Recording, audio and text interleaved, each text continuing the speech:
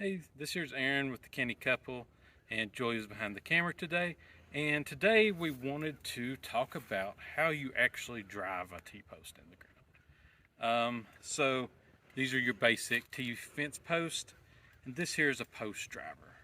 Definitely something you would want around your homestead if you're driving any fence post in.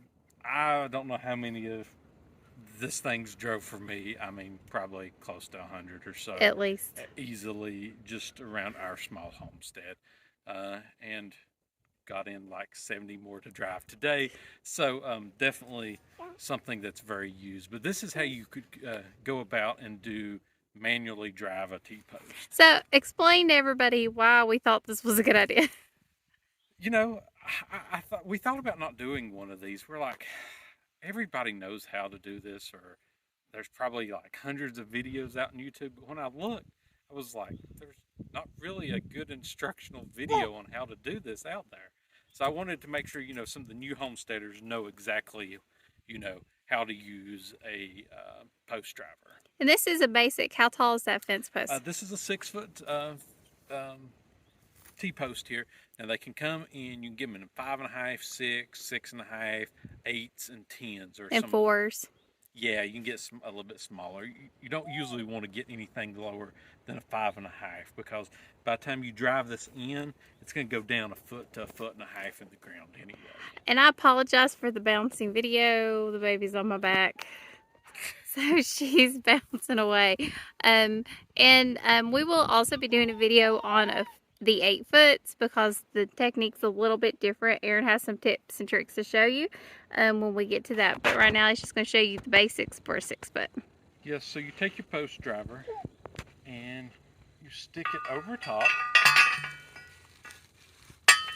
and then you hold on to it on both sides, and you just do an up and down sort of motion. So I'll go up, down, up.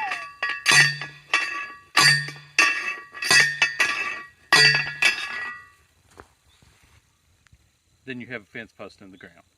You can drive it a little deeper if you need to as well, right? Yes, you can go down, as farther deeper than you want to. Right here's the length I want to go. I'm getting it just below. Hold on, let me grab another one. I'm getting it just below this section here, because then it stays in the ground better. You don't have to worry about them moving so much. So that's why I wanted to get to that point. So see, if you notice, that's probably, foot and a half range that's going to be below the ground. As you can see, this one here now, difference in size after I drove it in there. And it's very, very easy process to go about driving one of these in. The post driver is required. I've done it by sledgehammer before, and it's not worth the time and the effort. I highly suggest a post driver if you're doing this type of work. So if you can sort of look out through here, I've done many along this row, and this is like a berry vine. It's how we put in all the berry vines. Aaron said this was one thing he had to have. Yes, yeah. So hopefully this sort of helped you today, give you some instructions of how to go about this method of driving some fence post in. And, like I said, I don't know what I would do without this anymore. But thanks for joining us today, and hope you join us for our upcoming videos as well. Have a wonderful day.